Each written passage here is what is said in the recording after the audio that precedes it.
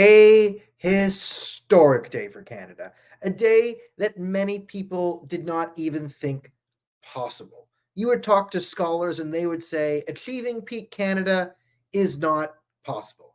Some people thought this day would come that we could see Justin Trudeau in the United Nations in full blackface, get a gender transition surgery on the heart of the UN floor in order to raise awareness for climate change. That might be possible. Well, we've done it. We have reached, if not peak Canada, the closest thing to peak Canada right now. As breaking news, OISE, like the major education school, teachers college in Canada, is now aiming for our new push. What is Canada going to do for the world? We are going to decolonize drag. Yes, that's it. You know drag, the thing where a bunch of men dress up as women and sing to Lady Gaga songs. Yes, that is now colonialism, because you know what really screwed over the Indigenous people of Canada?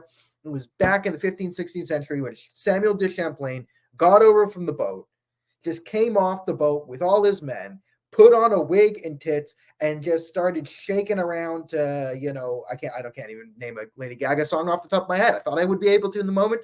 I wasn't, but you get the drift. Okay. So as we know, decolonization, what does that mean? Well, it's a very progressive, loving program, and what you do is you either support terrorist groups killing Jews or you burn down a church, right? If you're in Canada and you want to be a progressive decolonizer, well, you go and you commit a terrorist arson attack against a church. That is what we call decolonization. Now, if you want to just do more like mass decolonization, you're usually calling for a genocide of Jews and accusing Jews of colonizing, well, ignoring the fact that Arabs have colonized the entire Middle East. Again, Arabs from Arabia, Jews from Judea. But that doesn't really matter to decolonizing people, decolonial theorists, anyway, we call it. I mean, let's go to this, okay? This is just beautiful, okay? Decolonize Drag, a roundtable on queering Indigenous and Black studies. Join us for an evening of learning at the intersections of drag, gender, sexuality, and the decolonization with author of Decolonizing Drag, Kareem What's-His-Face. I mean,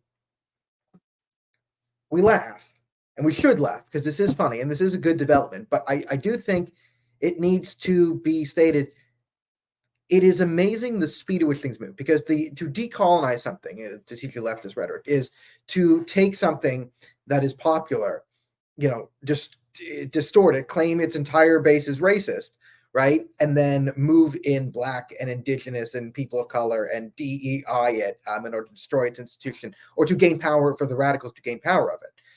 It's fascinating that they pick drag because, drag came around 15 minutes ago. Like, yes, it's been around since you were kids. You always had men dressing women. It was ironically, it's a very white male thing to do. Like, drag was invented by white men, cis white men. Heterosexual men? No. Cis homosexual white men. They let's be honest, okay? Who does most of the drag? It's them.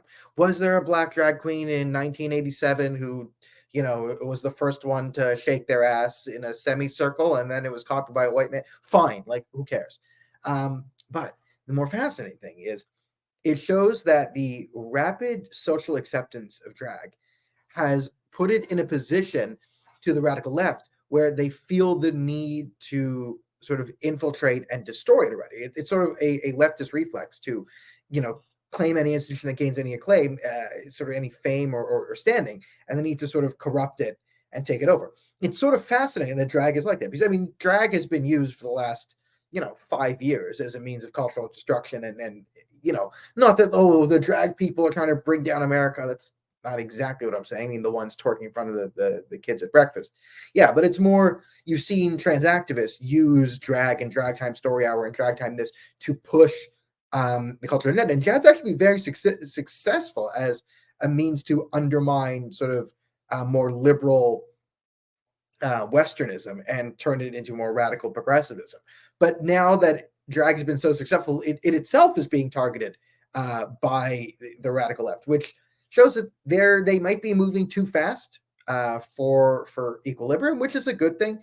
And listen, if radical intersectional activists who are prone to burning and down things might as well burn down something they just built up to burn down something else right away. I mean, this is the literal instance where you're not fighting fire with fire, but your enemies are lighting their own fire with fire on their own fire. It's a very confusing yet pleasant development. So, Oisey, if you want to just shake this away, I know it's nothing. No, this is actually a major institution in Canada. Again, it's the number one teachers college. It's U of T, which is one of the best schools.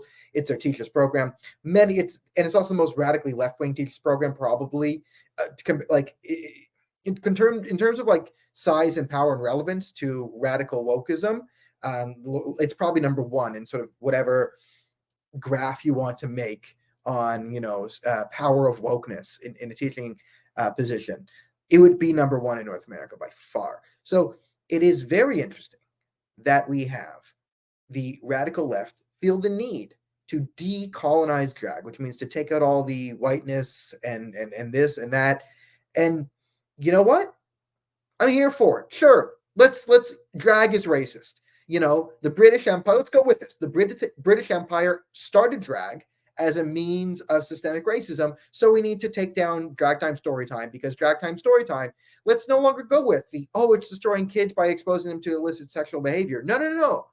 Drag time story hour is now very racist and promoting colonialism. Ooh.